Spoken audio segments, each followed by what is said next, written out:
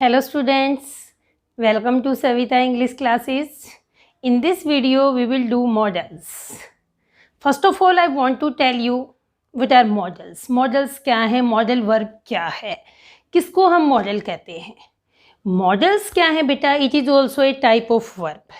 It is also a type of helping verb. Helping verb की ही type है और इसको हम यूज़ जो करते हैं that is to indicate the mood of the speaker. जो हमारा मूड है उसको इंडिकेट करने के लिए हम मॉडल्स का यूज़ करते हैं. मॉडल्स का यूज़, मॉडल्स क्या है? Use to indicate the mood और एटीट्यूड. हमारा एटीट्यूड क्या है, हमारा मूड क्या है.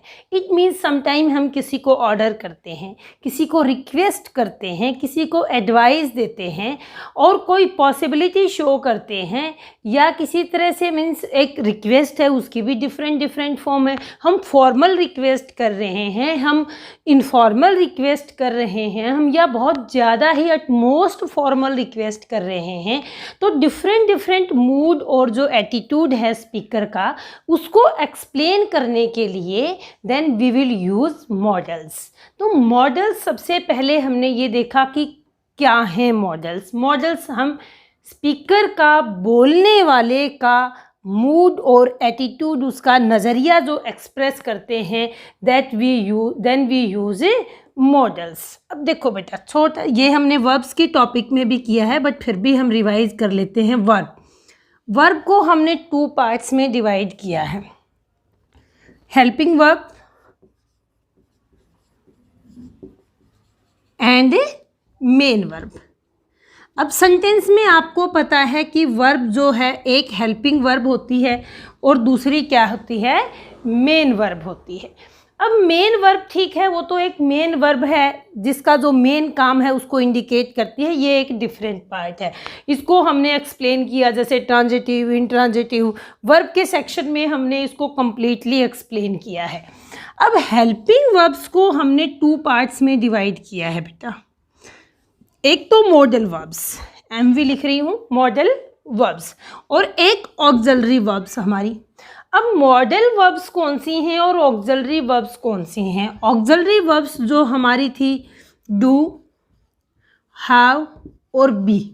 मेन डू से हमने क्या बनाया था, do, does and did. Have, has, have and had. Be से बेटे is, am, are, was, were, be, been, being. It means ये हमारी कौन सी वर्ब्स हैं बेटे, ऑक्सिलरी वर्ब्स. इनका यूज़ हम कहाँ करते हैं, टेंसेस में हेल्पिंग वर्ब के रूप में मेन वर्ब के साथ करते हैं. All these are helping verbs and with use main verb.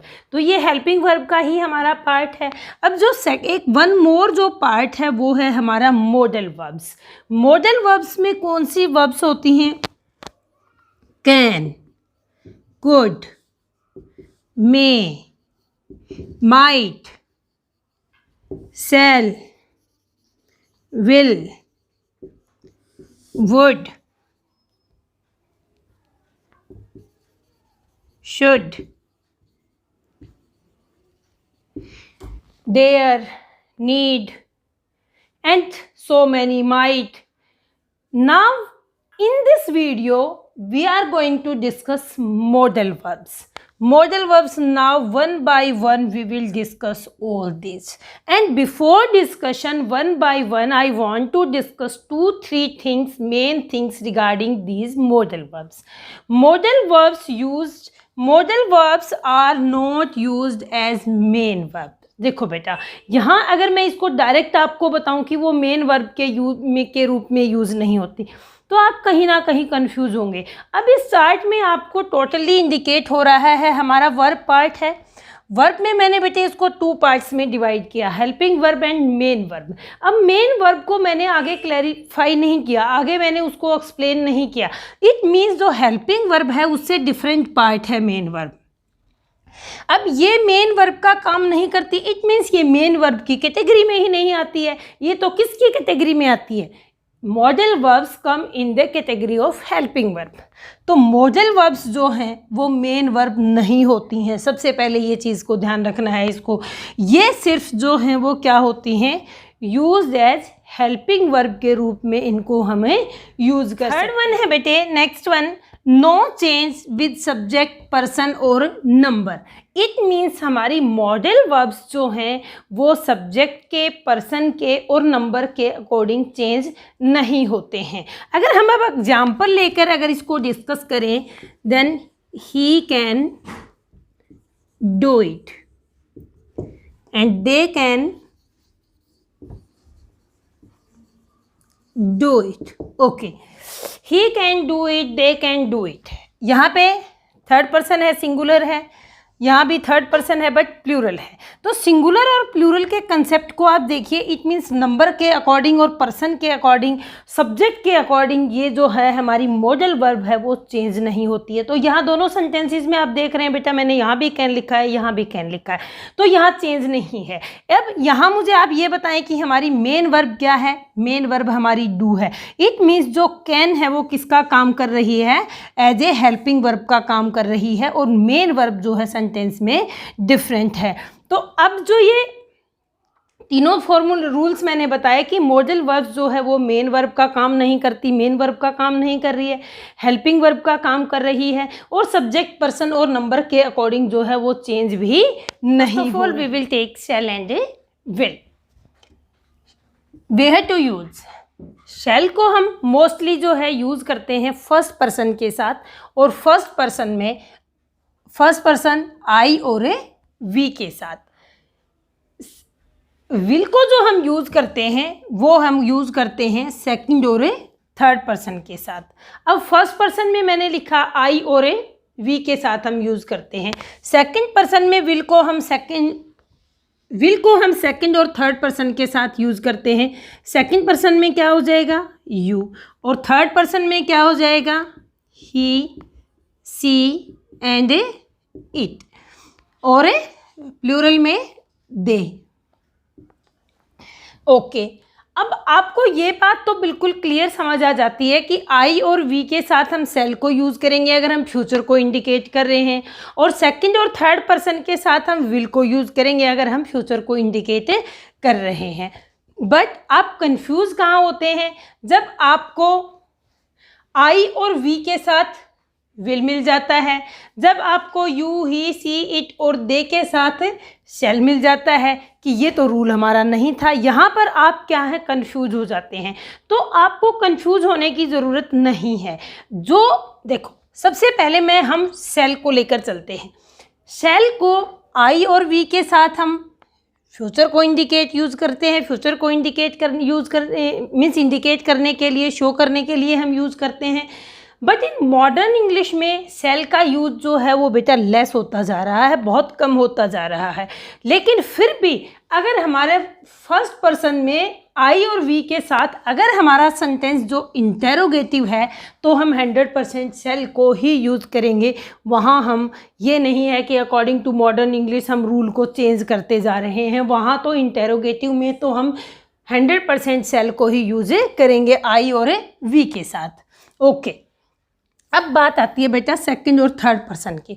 अगर हमारे पास सेकंड और थर्ड पर्सन के साथ सेल मिलता है, हमें यू के साथ सेल मिलता है, ही के साथ सेल मिलता है, वी के साथ ही के साथ मिलता है, सी के साथ मिलता है, इट के साथ मिलता है, दे के साथ मिलता है। इट मीन्स या तो हमारी कमांड होगी, किसी को हम कमांड दे रहे हैं, या हमारा प्रोमिस होगा कि हमने कोई प्रोमिस किया है, या कोई थ्रेट होगी, कोई हम धमकी दे रहे हैं, या कोई एडवाइस होगी, हम सलाह दे रहे हैं, या फिर कोई डिटर्मिनेशन होगा, हमारा दृढ़ निश्चय होगा, या फिर कोई कंपल्सन होगा, कोई मजबूरी होगी। अगर ये बातें हम इंडिकेट कर रहे हैं तो हम यूज़ करेंगे, और वो अगर हम सेकंड और थर्ड पर्सन का यूज़ कर रहे हैं तो हम मैं यहाँ पर थोड़ा इंडिकेट कर देती हूँ। यू, ही, सी, इट और दे। अगर इनके साथ बेटे हमें कमांड मिल रही है, प्रॉमिस मिल रहा है, कोई थ्रेट मिल रही है, एडवाइस मिल रही है, डिटर्मिनेशन है और कंपल्सन है, तो हम इन सब के साथ जो है यूज़ करेंगे वो है शैल। शैल को क्यों यूज़ किया? देखो अभी बात हो रही थी कि हम यहीं आई और वी के साथ यूज़ करेंगे, only to show future, future को शो करने के लिए हम लिखेंगे। बट अगर ये सिचुएशन हमारे सामने आ जाती हैं इन पर्सन के साथ, सेकंड और थर्ड पर्सन के साथ, तो शैल का हम यूज़ करेंगे। बहुत ध्यान से देखना है, ध्यान से सुनना है। नेक्स्ट थिंग जो आती है हमारी विल को मैंने आपको बताया सेकंड और थर्ड पर्सन के साथ हम यूज़ करते हैं। ये तो हो गया बेटा कॉमन बात है, चलो ठीक है। अगर आपको आई के साथ और वी के साथ विल मिल जाए, इन दोनों के साथ अगर आपको विल मिल जाता है, क्योंकि ये तो सेल के कैटेगरी में लिखे हैं मैंने, और अगर विल मिल गया फर्स्ट आई और वी के साथ, इट मीन्स फर्स्ट पर्सन किया कोई कमांड, या आई और वी के साथ अगर हम कमांड को, प्रॉमिस को, थ्रेट को, एडवाइस को, डिटर्मिनेशन को और कंपल्सन को अगर इनके साथ इंडिकेट करते हैं तो हम यूज़ करेंगे बेटा विल का। कंफ्यूज नहीं होना है। ये देखो अगर सेकंड पर्सन और थर्ड पर्सन है हमारे साथ, अगर ये सिचुएशन हमारे सामने है सेल यूज़ करेंगे। अगर यही सेम सिचुएशन है बट हमारा पर्सन जो है वो सेकंड और थर्ड नहीं है बट हमारा पर्सन फर्स्ट है, then we will use will, तो हम विल को यूज़ करेंगे। अब मैंने आपके सामने एग्जाम्पल्स लिखे हैं कि अगर आपको ये समझ आया होगा, ये जो कंसेप्ट मैंने आपको दिया है, तो आप इजीली इनको कर सकते हैं। देखो you blank leave the room at once, you blank, अब यू है, अब रूम को बात की है कि अभी रूम छोड़िए एट वंस, तो क्या है? एक कमांड है। कमांड है या नहीं है? हम कहें कि यू लिव, अब कौन सा पर्सन है बेटा? सेकंड पर्सन है। सेकंड पर्सन के साथ अगर हमारी कमांड है तो हम क्या यूज करेंगे? सेल। देखो सेकंड पर्सन है, मैंने ये इसीलिए यहाँ लिखे हैं, सेकंड पर्सन है यू, कमांड हमें मिल रही है तो हम क्या यूज करेंगे? Shall, use shall. Second one जो पार्ट है हमारा, आई ब्लैंक पनिश यू। भाई आई ब्लैंक पनिश यू बेटा, मैं आपको पनिश करूंगा। इट मीन्स ये क्या है? थ्रेट है, धमकी है। अब धमकी यहाँ पे हमारी क्या था? कमांड था। फर्स्ट में कमांड कौन से पर्सन के साथ था? सेकंड पर्सन के साथ कमांड थी। अब है आई बेटे, अब हमारा हमें इट मीन्स यहाँ हमें पर्सन को देखना पड़ेगा आई और सेल में, सॉरी सेल और विल में। अब हमारे पास यहाँ है फर्स्ट पर्सन आई, आई कहाँ है? यहाँ है। अगर उसके साथ हमें थ्रेट यूज़ किया है, धमकी दी है फर्स्ट पर्सन का यूज़ करके, तो हम क्या यूज़ करेंगे? विल। नेक्स्ट है आई blank work hard and score good marks. ये क्या है बेटा? एक प्रॉमिस है, भाई मैं वर्क हार्ड करूँगा और गुड स्कोर करूँगा। तो अगर एक प्रॉमिस है बेटा, प्रॉमिस है और यहाँ आई के साथ प्रॉमिस है, देखिए आई है, आई के साथ अगर ये सब चीज़ें हैं, प्रॉमिस है हमारा, प्रॉमिस है तो हम क्या यूज़ करेंगे बेटा? विल को यूज़ करेंगे। थ्रेट था हमारा तो क्या यूज़ किया हमने? थ्रेट, ये पहले वाले में थ्रेट था बेटा आई के साथ, और यहाँ पर हमारा प्रॉमिस है। अगर थ्रेट था तो भी हमने विल को यूज़ किया, अगर हमारा प्रॉमिस है तो भी हम किसको यूज़ करेंगे? विल को यूज़ करेंगे। नेक्स्ट है you blank be here for the meeting. अब आप यहाँ पर होंगे मीटिंग के लिए उस समय तक, हमने ऐसे कहा, तो ये क्या है बेटा? कंपल्सन है। बट कंपल्सन कौन से पर्सन के साथ है? सेकंड पर्सन के साथ है, आई और वी के साथ नहीं है। सेकंड पर्सन के साथ अगर कंपल्सन है तो हम क्या यूज़ करेंगे? सेल का यूज़ करेंगे। मेरे हिसाब से आपको बहुत अच्छे से समझ आ रहा होगा। आई blank finish this work by tomorrow. अब ये कह सकते हैं कि आप एक प्रॉमिस कह सकते हैं कि भाई मैं कल तक ये काम ख़त्म कर दूंगा। अभी आई है, आई के साथ अगर प्रॉमिस है और ये डिटर्मिनेशन भी है, अगर हम कहें कि दृढ़ निश्चय है कि मैं काम कर दूंगा, तो भी हम आई के साथ अगर ये चीज़ें हमें इंडिकेट करनी हैं तो हम किसका यूज़ करेंगे? विल का यूज़ करेंगे।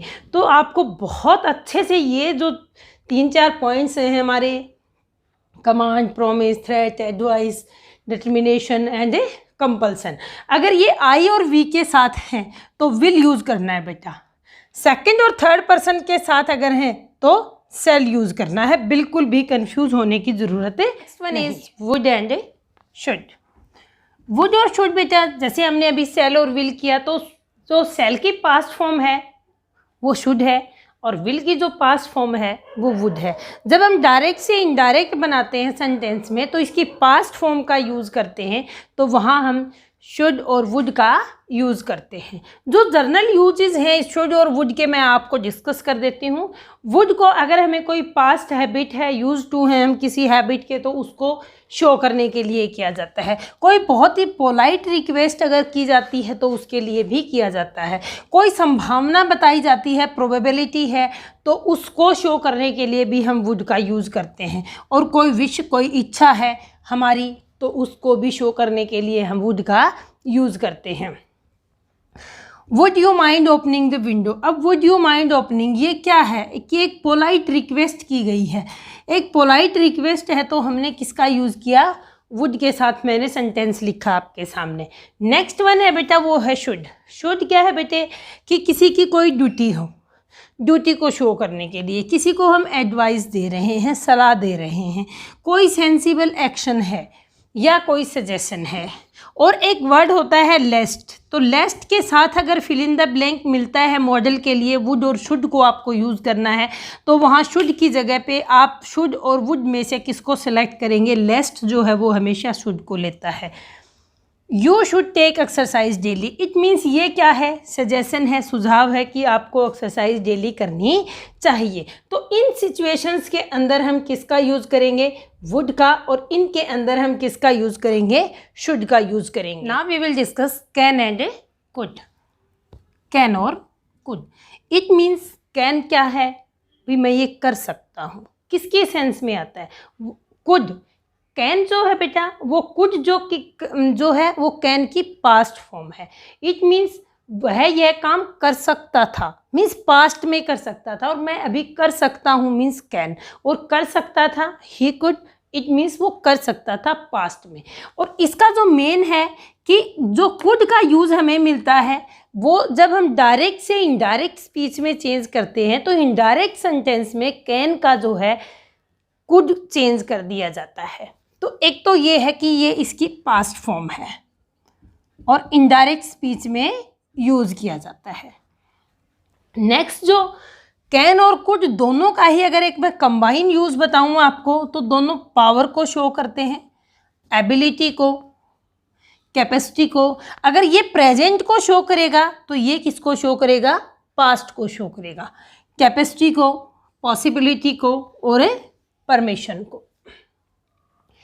कैन और कुड का एक जो और कॉमन यूज है बेटा वो है रिक्वेस्ट। दोनों से हम कैन से क्या कर सकते हैं? परमिशन दे भी सकते हैं अगले को और परमिशन ले भी सकते हैं। तो दोनों ही रिक्वेस्ट के लिए यूज होते हैं। बट एक चीज़ को ध्यान में रखना है कि कैन से जो है वो आपकी फ्रेंडली रिक्वेस्ट है। आप एक फ्रेंड से रिक्वेस्ट कर सकते हैं कि हम पूछते हैं, अपने दोस्त से पूछते हैं, can I take your pen. It means हम एक फ्रेंड से पूछ रहे हैं, रिक्वेस्ट कर रहे हैं कि क्या मैं आपका पेन ले सकता हूँ। इट मीन्स वो जो फ्रेंड रिक्वेस्ट है वो हम कैन के साथ करेंगे।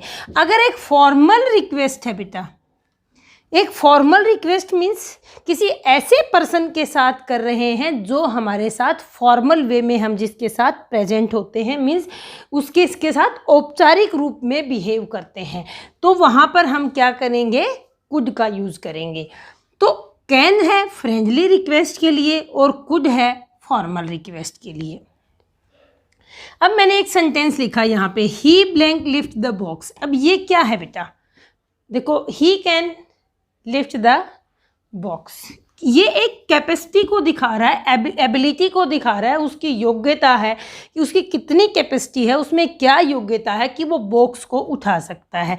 Blank you show me your pen, you show me your pen, भाई आप मुझे अपना पेन दे सकते हैं, दिखा सकते हैं। इट मीन्स, तो हम अगर पेन की बात कर रहे हैं तो अगर एक पोलाइट रिक्वेस्ट हम करना चाहते हैं तो हम क्या यूज़ करेंगे, कुड का यूज़ करेंगे।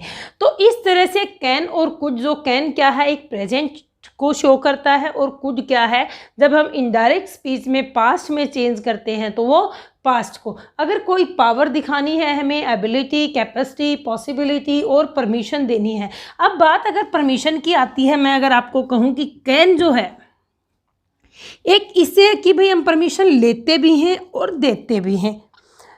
अब हमारा एक वर्ड और अभी नेक्स्ट जो हम डिस्कस करेंगे वो है बेटा मे। इसमें आपको कंफ्यूज नहीं होना है। अब कुड है, ये भी पोलाइट रिक्वेस्ट है, मे है, ये भी पोलाइट रिक्वेस्ट है। देखो हम टीचर से परमिशन लेते हैं, मे आई गो आउटसाइड, में किसी भी चीज़ की परमिशन लेते हैं तो ये भी फॉर्मल है। बट यहाँ पे जो है वो इनफॉर्मल के लिए यूज़ किया जाता है। तो मे और कैन में भी आपको पजल नहीं होना है दोनों में। Next we are going to discuss may, might and must. May, might and must. Might जो है बेटे वो मे की पास्ट फॉर्म है। ऐसे ही हम इसको डायरेक्ट और इनडायरेक्ट स्पीच में जो है, इनडायरेक्ट स्पीच में मे को चेंज करते हैं माइट में। एक तो माइट का यूज़, मे का यूज़ और मे और माइट का एक जो चेंज रूल है वो ये है। नेक्स्ट जो है मे और माइट का एक, और मस्ट को भी साथ लेके चलते हैं। तीनों जो है वो पॉसिबिलिटी के लिए यूज़ होते हैं। मे भी पॉसिबिलिटी के लिए यूज़ होता है, माइट भी पॉसिबिलिटी के लिए यूज़ होता है और मस्ट भी पॉसिबिलिटी के लिए यूज़ होता है। संभावना, लेकिन संभावना का यहाँ पर क्या है, देखो स्टार्टिंग में जब हमने इसकी डेफिनेशन की थी तो हमने क्या किया था कि जो मॉडल्स हैं वो स्पीकर के मूड और एटीट्यूड को जो है एक्सप्लेन करते हैं। अब मूड और एटीट्यूड क्या है कि जो पॉसिबिलिटी का लेवल है बेटा, पॉसिबिलिटी है किसी चीज़ की, संभावना है, उसका लेवल कितना है, किस हद तक है उसका लेवल। अगर हम मे का यूज़ करते हैं तो यहाँ इसको जो कह सकते हैं कि भाई it may rain tonight. Next जो हमने लिखा he might pass the exam. Next मैंने लिखा ही travels by air, he must be rich. तो यहाँ जो माइट का जब यूज़ करते हैं तो वो पॉसिबिलिटी होती है बेटा लेस पॉसिबिलिटी। मैं एलपी लिख रही हूँ, लेस पॉसिबिलिटी। अगर माइट का यूज़ हो रहा है इट मीन्स संभावना जो है वो बहुत कम है।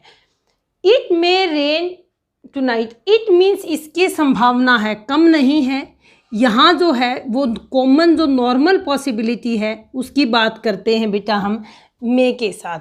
और एक बहुत ही मे पॉसिबिलिटी से भी ग्रेटर पॉसिबिलिटी की अगर बात करें, ज़्यादा पॉसिबिलिटी की बात करें तो ही ट्रेवल्स बाय एयर, एयर से ट्रेवल करता है। He must be rich, must be rich means possibility जो संभावना है वो बहुत ज़्यादा है कि उसके अमीर होने की संभावना बहुत ज़्यादा है। नॉर्मल संभावना हो, एक तो नॉर्मली कि भाई इट मे रेन टुडे, जो नॉर्मली हम कहते हैं कि भाई आज बारिश आने की संभावना है। अगर माइट कहते हैं कि it might rain today, it means बारिश आने की संभावना ना के बराबर है, बहुत ही लेस पॉसिबिलिटी है। और अगर मीन्स अगर किसी चीज़ को, किसी इंसिडेंट को मस्ट के साथ रिप्रेजेंट करते हैं तो वहाँ जो पॉसिबिलिटी है वो ग्रेटर पॉसिबिलिटी है। नेक्स्ट अभी मैं मे की बात करती हूँ कि मे को हम कहाँ यूज़ करते हैं। मे को बेटा वन मोर, एक तो पॉसिबिलिटी के साथ, पॉसिबिलिटी में हम तीनों को यूज़ करते हैं। अब मे के बारे में मैं आपको बताती हूँ कि किसी की रिस्पेक्ट शो करने के लिए जब हम मे का यूज़ अपने टीचर से परमिशन या किसी तरह से कोई रिक्वेस्ट करने के लिए करते हैं तो हम रिस्पेक्ट भी शो कर रहे होते हैं। साथ साथ विश करने के लिए, प्रेयर मीन्स किसी के लिए इच्छा मांगते हैं हम, मे गॉड ब्लेस यू, भगवान आपको मतलब आशीर्वाद दे। अगर किसी के लिए प्रेयर करते हैं, कोई पर्पज़ होता है हमारा, तो इस तरह के इंसिडेंट्स के अंदर, इस तरह के केसेस के अगर हम इस तरह से कुछ एक्सप्लेन करना चाहते हैं कि किसी को रिस्पेक्ट देनी है, रिक्वेस्ट करनी है, विश करनी है, प्रेयर करनी है, पर्पज़ है हमारा, तो हम मे का यूज़ करेंगे। मैंने एक सेंटेंस लिखा यहाँ पर, आप मुझे इनमें से बताएं कि क्या हमने यहाँ पे शो किया है। We eat so that we may live. We eat हम खाते हैं जिससे कि हम जिंदा रह सकते हैं। अब खाने का पर्पज़ क्या है बेटा? जिंदा रहना। पर्पज़ को शो किया तो हमने क्या यूज़ किया? मे को यूज़ किया। Must, duty, obligation and compulsion. देखो बेटा, मस्ट अगर हमारी ड्यूटी है कि यू मस्ट डू इट, अगर आप इस काम को करें, ये आपका दायित्व है, कोई ऑब्लिगेशन आपको है, अगर कोई कंपल्सन आपके ऊपर है, अगर कोई सर्टेनिटी, निश्चितता हमें दिखानी है, कोई स्ट्रॉन्ग बिलीफ मीन्स दृढ़ विश्वास हमें दिखाना है, नेसेसिटी कोई आवश्यकता हमें दिखानी है, और डिटर्मिनेशन कोई दृढ़ निश्चय अगर हमें दिखाना है, तो वो क्या है? हमारा यूज ऑफ ए मस्ट।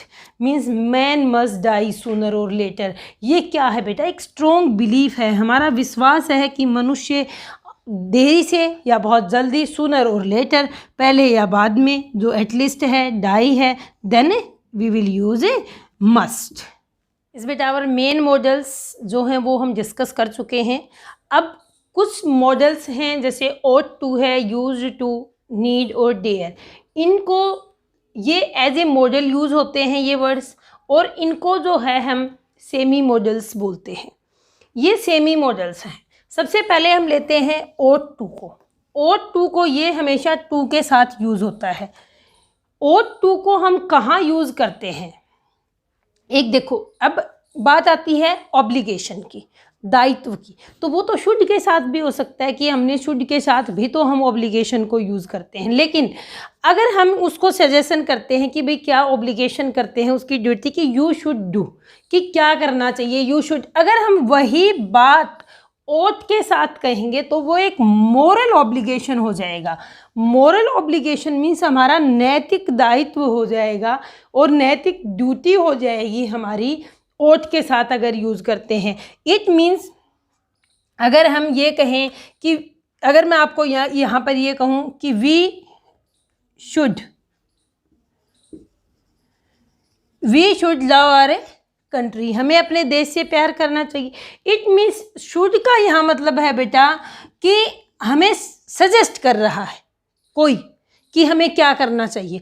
और अगर मैं लिखूँ यहाँ पे ought to, इट मीन्स ये हमें सजेस्ट नहीं कर रहा है कोई भी, ये हमारी इनर स्पिरिट है जो जहाँ से आवाज़ आती है कि हमें ऐसा करना चाहिए। मतलब किसी दूसरे के बताने की रिक्वायरमेंट नहीं है, हमें खुद को ये महसूस होता है कि हमें क्या करना चाहिए। We ought to obey our elders, हमें मन में हम दूसरे को कहते हैं कि we should obey our elders, means हमें अपने बड़ों का कहना मानना चाहिए। ये बात मतलब हम आपस में डिस्कस करते हैं या हमें कोई कहता है you should obey your elders, लेकिन बट अगर हम ought to वहाँ पर यूज़ करते हैं कि यू ought to और we ought to obey our elders, तो इट मीन्स बेटा ये हमें कोई थर्ड पर्सन या सेकंड पर्सन जो है वो सजेस्ट नहीं कर रहा, ये हमारी सेल्फ जो है वो है। सेल्फ मीन्स हमारा मोरल ऑब्लिगेशन है, हमारा नैतिक कर्तव्य है, तो वहाँ पर हम ought to को यूज़ करेंगे। नेक्स्ट वन है बेटा used to। used to जो है बेटा कोई भी अगर पास्ट की हैबिट है वहाँ पर उसको शो करने के लिए हम used to का यूज़ करते हैं। एक प्रीवियस वीडियो में मैंने used और टू और यूज्ड का यूज़ बहुत ही क्लियर बताया था, आपको याद भी होगा। He used to study till 10 PM। Next one है बेटा डेयर। डेयर और नीड बेटे दोनों जो हैं एक मॉडल के रूप में भी यूज़ होते हैं और एक मेन वर्ब के रूप में भी दोनों यूज़ होते हैं। तो मैंने यहाँ पर दोनों सेंटेंसेस लिखे हैं। He dare not cheat. देखो बेटे यहाँ पर जो डेयर है वो एक मॉडल वर्ब है क्योंकि चीट हमारी मेन वर्ब है, और ही जो है वो ही डज नॉट डेयर। यहाँ पर जो डेयर है हमारा ये क्या है? मेन वर्ब है बेटा। अब यहाँ ये है, मॉडल लिख देती हूँ मैं क्योंकि दोनों ही लिख दिए मैंने हमसे। ये हमारी मॉडल वर्ब है बेटा और ये हमारी क्या है? मेन वर्ब है बेटे। क्यों? क्योंकि ये मेन वर्ब क्यों है? क्योंकि हेल्पिंग वर्ब का काम हमारा डज कर रहा है और यहाँ पर हमारी हेल्पिंग वर्ब, और स्टार्टिंग में मैंने कहा बताया था आपको कि मॉडल्स जो है वो हेल्पिंग वर्ब का काम है करते हैं। नेक्स्ट सेम थिंग यहाँ पर नीड में भी है, सी नीड्स मनी। यहाँ पर ये मेन वर्ब का काम कर रहा है और you need not come, it means यहाँ पर ये हमारा जो है वो मॉडल वर्ब का काम कर रहा है। वन मोर थिंग जो मैं आपको बताना चाहती हूँ, सभी जो मॉडल वर्ब्स हैं हमारी, can, could, may, might, shall, will, जो भी जितनी भी हमने की हैं, they always take first form of the verb. वो अपने साथ मॉडल वर्ब्स जो हैं वो हमेशा अपने साथ फर्स्ट फॉर्म लेती हैं बेटे। एक कॉमन एरर्स के अंदर आपको मिलता है, सेंटेंस में आपको मिलता है, आपको मॉडल जो है वो सेंटेंस के अंदर मिलता है, पैराग्राफ के अंदर मॉडल मिलता है और उसके साथ सेकंड या थर्ड फॉर्म लगा दी जाती है। आपको कॉमन एरर फाइंड आउट करना होता है या उसको करेक्ट करना होता है, तो आपको जो है मॉडल वर्ब्स के साथ क्या करना है, अगर आपको सेंटेंस के अंदर मॉडल वर्ब मिली है और उसके बाद में वर्ब को जो है वो मेन वर्ब को करेक्ट करना है, तो आप यूज़ करेंगे first form of the verb. So these are our modals. I hope you understood everything. After watching this video, you like, share and subscribe this channel. Thank you.